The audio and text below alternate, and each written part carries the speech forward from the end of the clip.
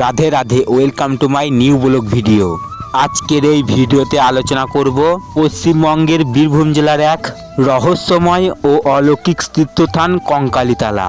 এই পবিত্র সতীপীঠটি অবস্থিত বোলপুরের কাছেই বিখ্যাত শান্তিনিকেতন এলাকার অদূরে। বোলপুর শান্তিনিকেতন রেল স্টেশন থেকে মাত্র 8 কিলোমিটার দূরে প্রকৃতির শান্ত পরিবেশে কোপাই রিভার তীরে অবস্থিত এই পবিত্র স্থান।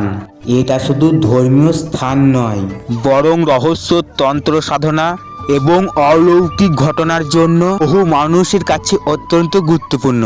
আজকের ভিডিওতে জানবো আমরা কঙ্কালীতলার পৌরাণিক ইতিহাস, সতীপীঠ হিসেবের গুরুত্ব, কেন তান্ত্রিকদের কাছে এই স্থানটা পবিত্র, মন্দিরের ভেতরে বিশেষ রহস্য এবং এইখানে কিভাবে ভ্রমণ করতে পারেন। তাহলে চলুন শুরু করা যাক কঙ্কালীতলার রহস্যময় ইতিহাস। কঙ্কালীতলা হলো ভারতের অন্যতম গুরুত্বপূর্ণ সতীপীঠ।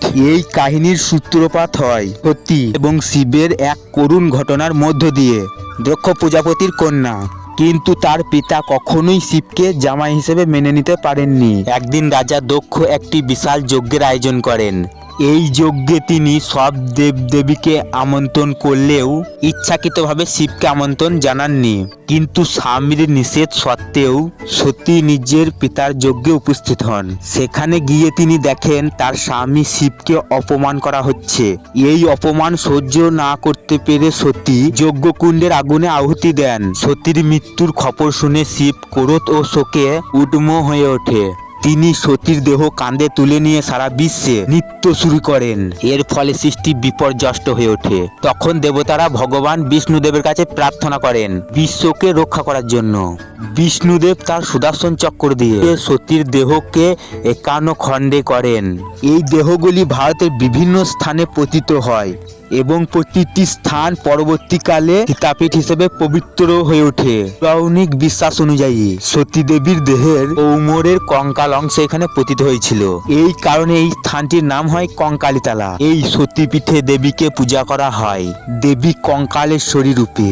বিশেষ করে অমাবস্যা ও কালী পুজোর রাতে এখানে বহু তান্ত্রিক সাধক সাধনা করতে আসেন। অনেকেরই বিশ্বাস এই স্থানে সাধনা করলে দ্রুত সিদ্ধি লাভ করা যায়। এই কারণে বহু তান্ত্রিক ও সাধক কঙ্কালীতলাকে অন্যতম পবিত্র শক্তিক্ষেত্র হিসেবে মনে করেন। অনেক স্থানীয় মানুষ দাবি করেন এখানে গভীর রাতে অনেক রহস্যময় ঘটনা ঘটে।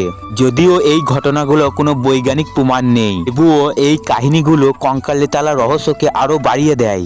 বন্ধুরা, কঙ্কালীতলা সম্পর্কে আপনার মতামত কি? আপনি কি কখনো এই সতীপীঠ গিয়েছেন? কমেন্ট করে অবশ্যই জানাবেন। এর কাছে করে আরেকটি এরকমই মন্দির আছে, সেটি হচ্ছে মা সর্বমঙ্গলা মন্দির, চাঁদপুরে অবস্থিত। ভিডিওটি ভালো লাগলে লাইক করুন, শেয়ার করুন এবং এমনই আরো রহস্যময় ইতিহাস জানতে চ্যানেলটি সাবস্ক্রাইব করতে ভুলবেন না।